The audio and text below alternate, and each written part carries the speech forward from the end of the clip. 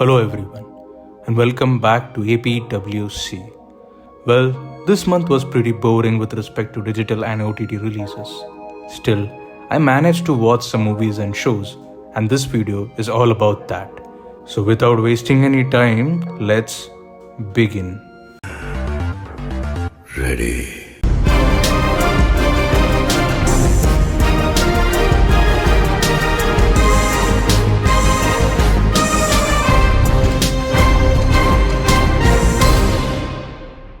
Sookshmadarshini. 2024 was a solid year for Malayalam cinema, and Sookshmadarshini is another such film in that list. It takes you on a ride and surprises you with subtlety. It also reminds you to be careful of your neighbors as they can genuinely be devious. ये बड़ी अच्छी बात कही आप. The beauty of this film is that it doesn't waste a lot of time and delivers what it promises. Now, let's move on to another Malayalam film, Rifle Club. Again, what splendid writing from Mollywood. This film is an absolute shot of testosterone. It almost made me visit a rifle club in Wayanad, provided there is one. It was great to see our very own big dog rapper Hanuman Kind making his Malayalam debut. Also, seeing Anurag Kashyap in such films is yet another treat. Couldn't Rifle Club be made in Hindi? You can't do it in Hindi except with all the actors whose careers are over or, Absolute strangers. absolute newcomers. Joy of filmmaking is sucked out. That's why I want to move out. Literally next year I'm moving out of Bombay. Next, I watched Gladiator 2. Gladiator, which was released in the year 2000, didn't really need a sequel in my opinion. So is Gladiator 2 better than Gladiator? Hell no. Is it Ridley Scott's best? Absolutely not. But I know for a fact that at the age of 87, we would not be in a position to direct a film like Gladiator 2. So I accept whatever Mr. Scott delivers, keeping in mind the great films that he has directed so far. Next, I watched A Real Pain. Written and directed by Jesse Eisenberg. A Real Pain does stretch a lot to showcase its point of how a vacation gives the illusion of change, but in reality, things don't change. They stay the same.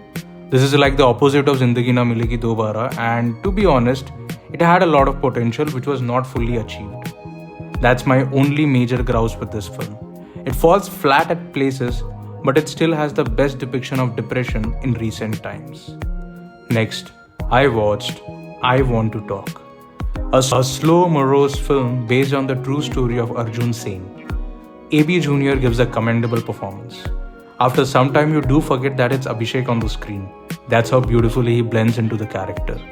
Sujit Das' filmography is crazy. It needs to be studied, especially with respect to the cast that he bangs on. From his entire filmography, October is one of those films which is very close to my heart, and surprisingly, it never got the appreciation it deserved. Next, I watched Bata Boy and Crocs Girl, a short film by Nirmal Pillai which is available on YouTube. The whole Gen Z dating scene with respect to friends with benefits, situationships, etc., which is surprisingly way too complex for a millennial guy like me. അത് relationship ഞങ്ങൾ ആ label ഒന്നും ഇട്ടില്ല. ലേബലോ? You know what I mean? I wish I knew. നിങ്ങൾ ജെൻസി പിള്ളേർക്ക് സന്തോഷമായിട്ട് ജീവിക്കുന്ന ഇഷ്ടമല്ലേ? ഇതാണോ നിന്റെ end? Still, it feels fresh and interesting. Also pretty easy to consume. I mean, it's just 38 minutes. ओह, ऐसा है क्या? Someday, I would love to work on a project like this, and maybe I will. Also, I'm still wondering, where is my Crocs girl? Next, I watched Sleeping with Other People. Sometimes, to get away from the busy, boring, mundane schedule, I like to watch something easy breezy, and that's how I stumble upon this film. Nothing too fancy, and even though it was released in 2015, it perfectly sums up today's dating scene. And from dating, let's move on to the show called Updating on YouTube. It's a crazy show, and I have binge watched so many episodes till now. It's super addictive and super fun. Occasionally it does play on my insecurities, and that's a hard pill to swallow. Well, now y'all know what I'm consuming with my morning coffee.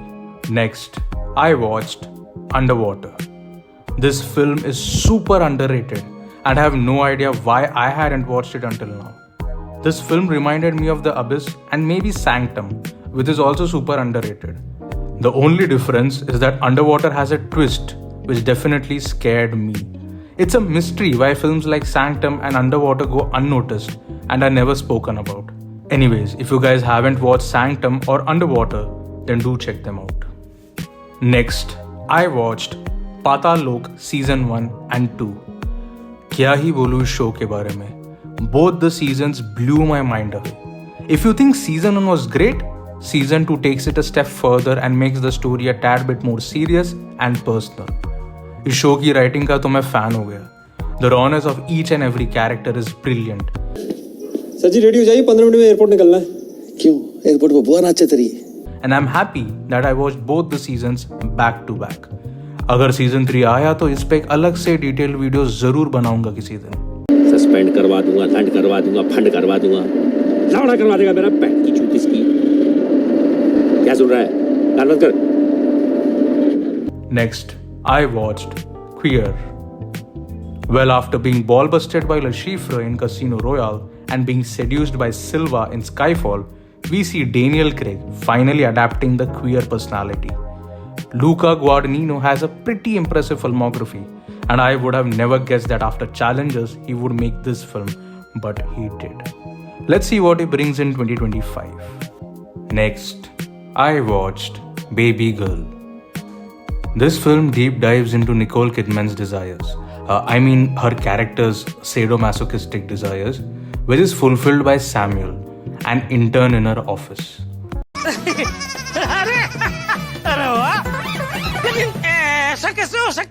I swear there were moments in this film where I felt jealous of Samuel.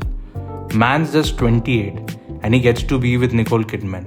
Lucky bastard. Anyways, do watch this film if you're into such stuff, but watch it alone. Also, if you have a partner, give her what she wants before she gets it from an intern. तू समझा? हाँ. नहीं, तू समझा नहीं. That's it for this video, guys. I'll see you in the next one. और हाँ, अगर वीडियो अच्छा लगे तो सब्सक्राइब कर देना दोस्तों. मिलते हैं अगली बार. Till then, bye.